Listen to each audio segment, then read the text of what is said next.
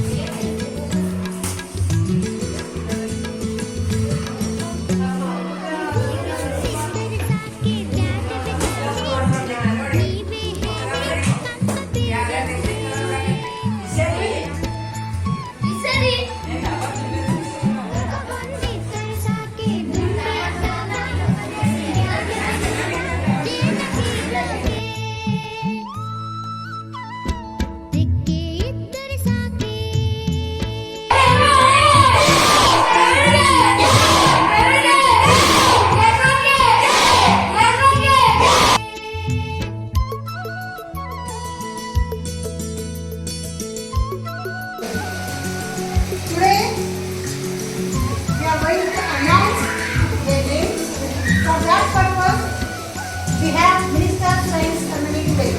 So I would like to call Sridhari Madam for the next announcement. Yes, ma'am. Please come.